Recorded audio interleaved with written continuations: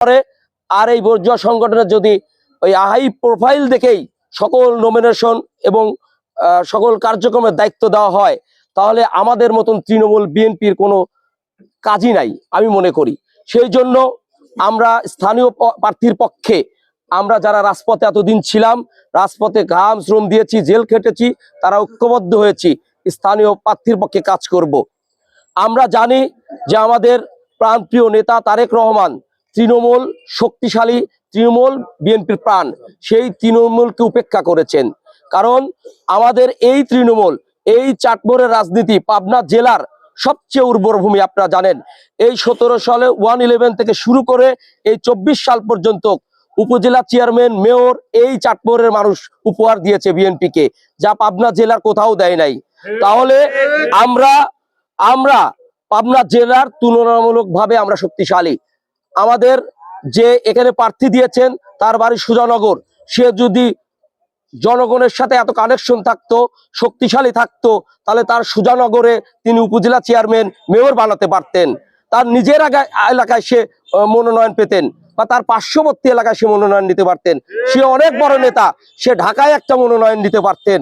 কেন আমাদের এই চাটমোহরে উর্বর ভূমিতে এসে আমাদের যারা ত্যাগী নেতা তাদেরকে অবহেলিত করবে?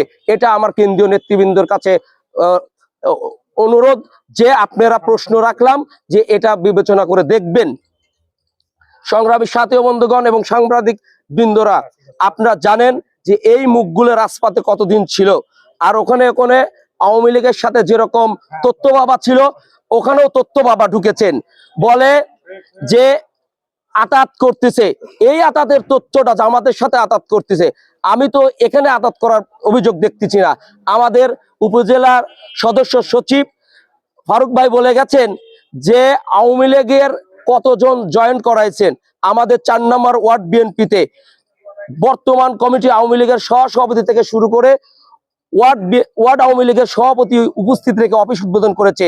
যারা প্রত্যক্ষভাবে নৌকার ভোট কেটে নিয়েছে তাদের দিয়ে অফিস উদ্বোধন করেছে। তাহলে আতাচ্চা করতেছে কারা? এটা জাতি জানে, সবাই জানে। আপনি এমন কোন তথ্য দিয়েন না যে তথ্য জাতি খায় না। আমরা এই রাজনীতিতে আজকে আসি নাই। আমার অভিভাবক, আমার জন্মদাতা পিতাই এই রাজনীতিতে সময় দিয়ে গেছে, শ্রম দিয়ে গেছে, ঘাম দিয়ে গেছে। আমরা মূল্যায়নের আশা করি শুধুমাত্র বাংলাদেশ জাতীয়তাবাদী দলের নেতা একটু আমাদের সাথে সুন্দরভাবে কথা বলবে। আমরা এখান থেকে রুজি রোজগারের চিন্তা করি না। যাদের রাজনীতি পেশা তারা ওখানে গেছে এবং তুহিন ভাইকে টাইনে নিয়ে আসছে ঢাকার থেকে, যে আমাদের এখানে উর্বর ভূমি, আপনি ওখানে চলেন, আপনি নিশ্চিত নির্বাচিত হয়ে যাবেন। সেই সব বেঈমানদের উদ্দেশ্যে বলতে চাই, এই চাটমোহরের মানুষ আপনাদের বুঝিয়ে দেবে যে চাটমোহরের সাথে বেঈমানি করার ঝালটা কতটুকু। তাই আপনাদের কাছে করজোরে অনুরোধ করব, আপনাদের বোধগম্য হোক, আপনারা সুচিন্তিত মতামত চাটমোহরের পক্ষে দিন। এখনো সময় আছে, চাটমোহরের বাসীর পক্ষে কাজ করুন। যেখানে আপনার মৃত্যু হবে, যেখানে আপনাকে থাকতে হবে, এখানেই বাঁচতে হবে। এই এলাকার কথা ভাবুন, জনগণের কথা ভাবুন। সবাইকে ধন্যবাদ এবং কৃতজ্ঞতা দিয়ে আমি আমার এই আজকের মতো সংবাদ সম্মেলন এখানে শেষ করছি।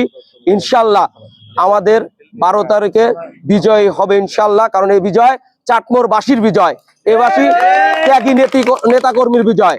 সবাই ভালো থাকবেন, সুস্থ থাকবেন। আল্লাহ হাফেজ। আসসালামু আলাইকুম। সবাই ঘোড়া মার্কায় ভোট দিবেন।